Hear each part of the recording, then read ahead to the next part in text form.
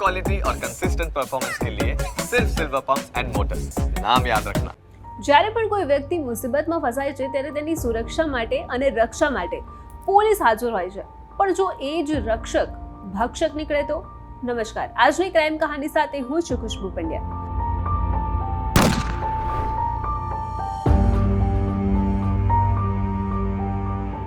એક પોલીસ કર્મીએ જ 80 વર્ષીય વૃદ્ધની છરીના ઘા મારીને હત્યા કરી દીધી।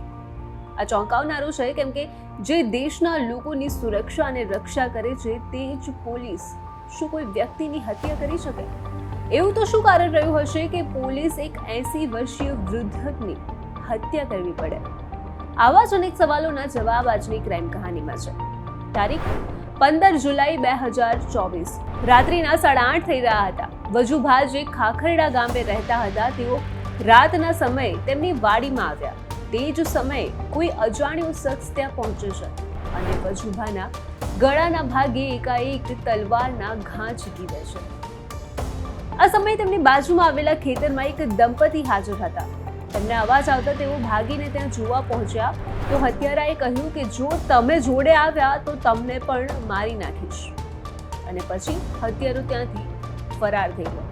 અને ત્યાં હાજર વ્યક્તિએ વજુભાના છોકરાને કોલ કરીને જાણ કરી કે કોઈએ વજુભાને તલવારના ઘા માર્યા છે, તેઓ અહીં લોહી લુહાણ હાલતમાં પડ્યા છે। આ ખબર મળતા જ તેમના પુત્રો અહીં દોડી આવ્યા અને પોલીસને જાણ કરાઈ। ત્યારબાદ પોલીસના ધાડે ધાડા ગામમાં ઉતરે છે। ગામ અને આસપાસના ગામોમાં પણ આ હત્યા ચર્ચાનું કેન્દ્ર બની કે ગામમાં આટલો બધો બંદોબસ્ત રાખ્યો હતો છતાં આ હત્યાનું કારણ શું હતું? આખરે આ વૃદ્ધની કોની સામે દુશ્મનાવટ હશે? આવી તેમની નિર્મમ હત્યા કરી દેવામાં આવી। આવા અનેક સવાલો અને રહસ્યોથી ભરપૂર આ હત્યાના બનાવમાં પોલીસ ખડે પગે દોડતી રહી, પણ હત્યારો એટલો શાતિર હતો કે પોલીસ નિષ્ક્રિય રહી। દિવસો પછી મહિનાઓ વીતતા રહ્યા, પણ હત્યાનું કારણ ન મળ્યું કે ન તો હત્યારો।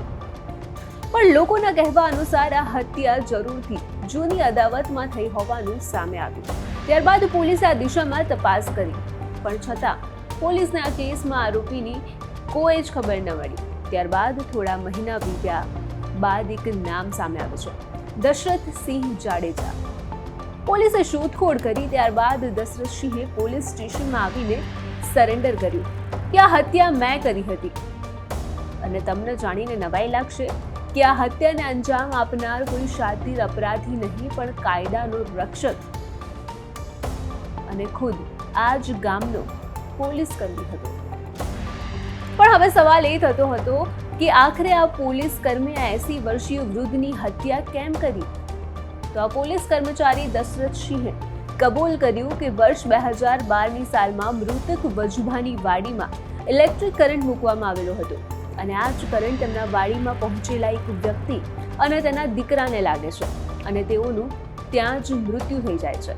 અને આ વ્યક્તિઓ બીજું કોઈ નહીં પણ આરોપીના કાકા અને કાકાનો દીકરો હતો।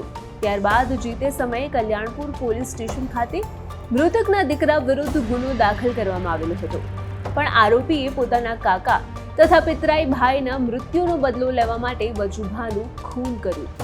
અને આ હત્યા માટે આરોપીએ જે તલવાર વાપરી હતી તે ખાખરડા ગામના આશાપુરા માતાજીના મંદિર ખાતેથી તેને બનાવના બીજા દિવસે કબજે કરવામાં આવી।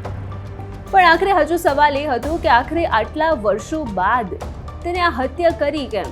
અને શું આ હત્યા વિશે ઓલરેડી પોલીસને ખ્યાલ હતો? કેમ કે પોલીસ પણ જાણે આ કેસમાં ખૂબ જ ઢીલી નીતિથી કામ કરતી હોય તેવો ઘાટ પણ જોવા મળ્યો। હત્યાના આટલા દિવસો વીત્યા બાદ પણ આરોપીને પોલીસ ઝડપી ન શકી। એ પોલીસની કામગીરી શંકાના દાયરામાં છે, અને જ્યારે પોલીસ કર્મી જ હત્યારો નીકળ્યો ત્યારે આ શંકા વધતી દેખાઈ રહી છે। ખેર, અત્યારે ક્રાઇમ કહાનીમાં બસ આટલું જ। આપણે ફરી મળીશું એક નવી કહાની સાથે। નમસ્કાર।